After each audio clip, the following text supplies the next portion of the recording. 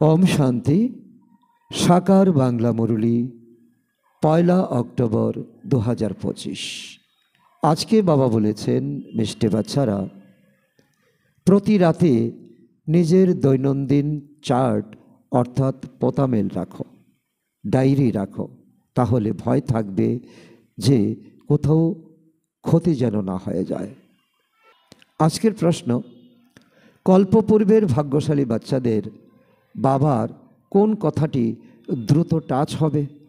উত্তর, বাবা প্রতিদিন বাচ্চাদেরকে স্মরণ করার যে যুক্তি বলেন সেটা ভাগ্যশালী বাচ্চাদেরই টাচ হতে থাকবে।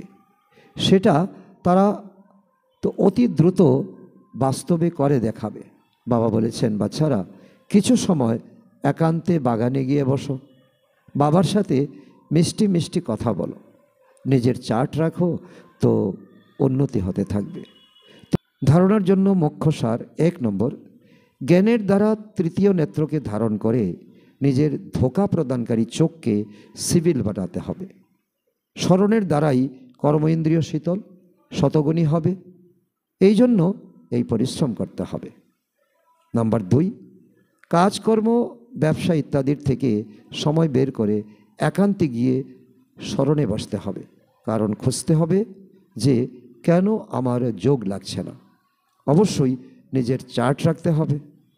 বরদান, সহ্য শক্তির দ্বারা অবিনাশী আর মধুর ফল প্রাপ্তকারী সকলের স্নেহী ভব।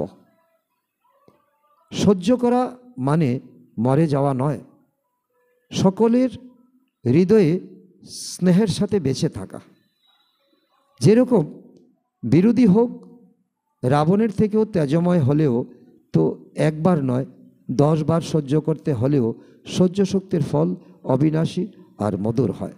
কেবল এই ভাবনা রেখো না যে আমি তো এত সহ্য করলাম আর এও কিছু করুক, অল্পকালের ফলের ভাবনা রেখো না, দয়া ভাব রাখো। তো এটাই হলো সেবা ভাব।